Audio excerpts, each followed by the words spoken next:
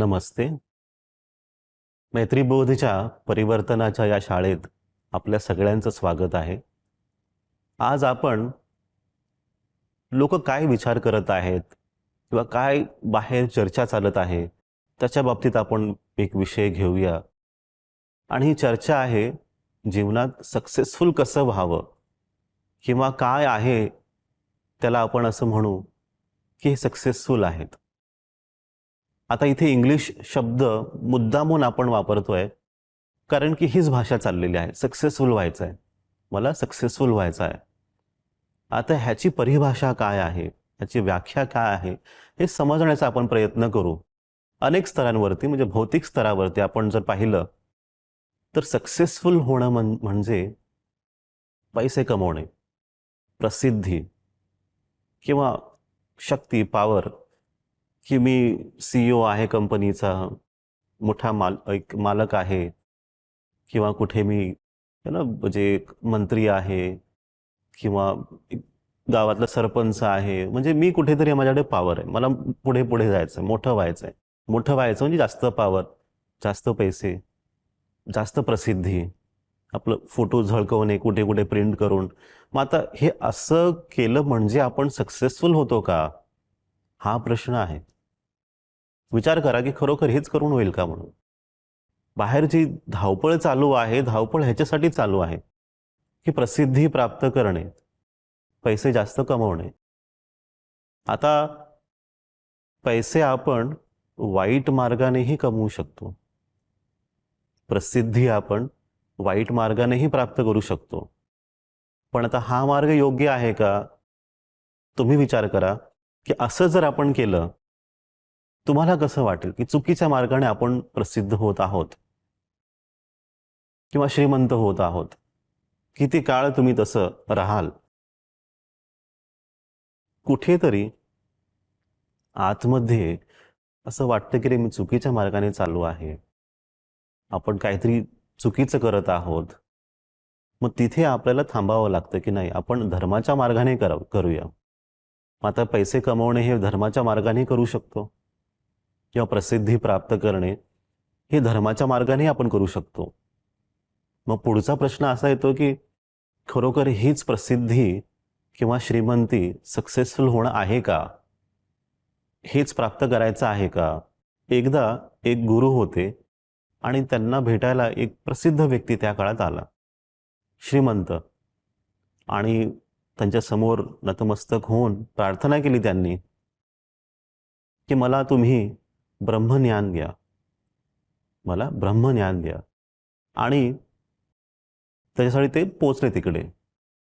तर गुरुजींनी त्यांच्याकडे पाहिलं, सूट बूट घातले होते त्या व्यक्तीने, आणि पाहून सांगितलं की तुम्ही काम करा, पुढच्या 7 दिवसानंतर येऊन भेटा आणि तुमच्याकडे जितके पैसे असतील ते सगळे पैसे तुम्ही सोन्याच्या रूपात ह्या बॅगेत भरून तुम्ही या आणि नंतर मी तुम्हाला ब्रह्मज्ञान देतो. तर आता हे बोलणं झाल्यानंतर ते व्यक्ती गेले. 7 दिवसानंतर पुन्हा आले आणि बॅगेत सोनं चांदी सगळे घेऊन आले ते आणि गुरुजींच्या समोर बसले आणि बॅगही ठेवली समोर. गुरुजींनी ती बॅग पाहिली, पटकन उचलली आणि पळून गेले.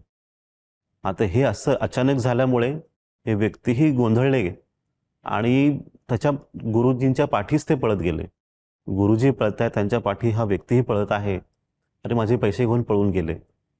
आणि त्यांना कळालं ह्या व्यक्तीला, अरे हे तो खोटे आहेत, भोंदू बाबा आहेत, फसवत आहेत लोकांना, पैशांसाठीच त्यांचा हा संपूर्ण कारभार चालू आहे. असं म्हणत त्या गुरुजींच्या पाठी हे व्यक्ती पळत राहिले. गुरुजीही पळतात, हे व्यक्तीही पळत आहेत. खूप थकले, व्यक्ती खूप थकली. गुरुजी पळत पळत एका झाडाजवळ जाऊन थांबले, पाठी वळले आणि ह्या व्यक्तीला तिथपर्यंत पोचेपर्यंत थांबले. आणि मग त्या व्यक्तीने गुरुजींना विचारलं, अरे तुम्ही काय करत आहात, असं पैशांसाठीच तुम्ही इतकं काम करत आहात का, हा कारभार तुम्ही चालवलेला आहे हा काही तुम्ही पैशांसाठी करत आहात का. तर गुरुजी म्हटले की तुला जर ब्रह्मज्ञान हवं असेल तर तुला हा पैशांचा मोह सोडावा लागेल. आजही तू या पैशांमध्येच अडकलेला आहे, तुझा मोह तसाच आहे. मग कसं तुला ब्रह्मज्ञान मिळणार. आता हा विषय कसा येतो इथे, की म्हणजे आपण खरोखरच सक्सेसफुल झालो का मग इथे? की आपण आजही पळत आहोत, पैशांच्याच पाठी पळत आहोत. मग आपण किती सक्सेसफुल आहोत? याचा अर्थ असा नाही की पैसे कमवू नका, याचा अर्थ असा की तुम्ही पैशांवरती आधारित आहात, मोह स्वरूपात, की अजून अजून अजून पैसे हवेत. दुसरा विषय असा की एक व्यक्ती होते अमेरिकेत आणि त्यांना सध्या असंच झालं, एक घटना घडली तिथे. त्या व्यक्तींना प्रमोशन मिळालं आणि ते प्रमोशन असं होतं की मोठ्या कंपनी सीईओचं पद, सगळ्यात मोठं पद त्यांना मिळालं. त्यांचं काम पाहून की तुम्ही आता ह्या जागेवरती बसा आणि तुमचं कार्य तुम्ही चालू ठेवा.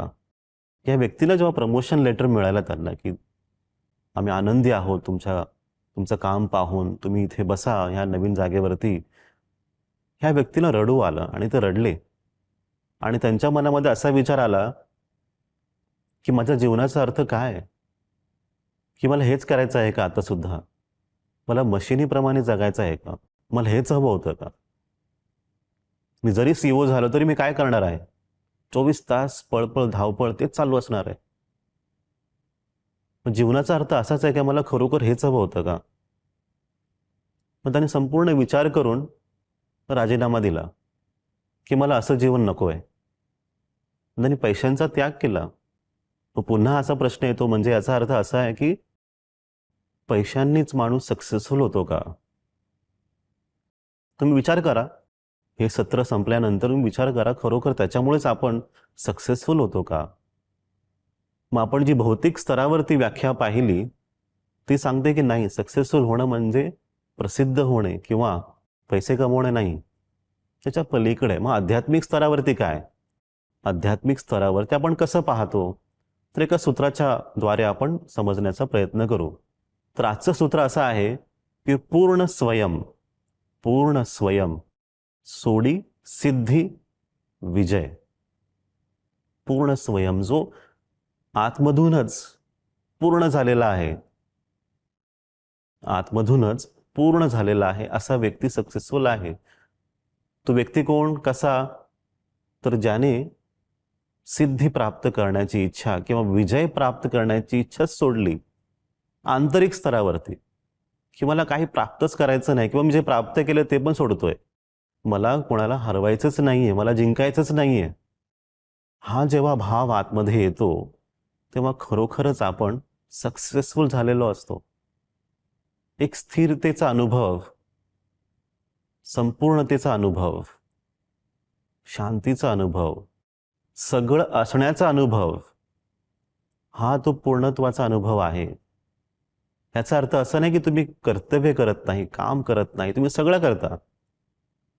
सक्सेसफुलचा आपण असा अर्थ पाहू शकतो, यशस्वी होणे. जे तुम्हाला प्राप्त करायचं आहे ते प्राप्त करणे, हे आपण असं समजू. सक्सेसफुल होणे म्हणजे संपन्नता नाही, भरभराट नाही.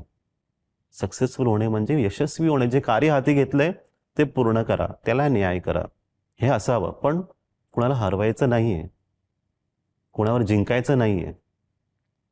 तर मी स्वतःच पूर्ण आहे, अशी ही अवस्था, अशी ही भावना म्हणजे सक्सेसफुल होणे आहे. पुढचे 7 दिवस याच्यावरती विचार करा. आपण पुन्हा भेटू एक नवीन विचार घेऊन, नवीन सूत्र घेऊन. आपल्या सगळ्यांचं कल्याण हो, आपल्या सगळ्यांचं मंगल हो. नमस्ते.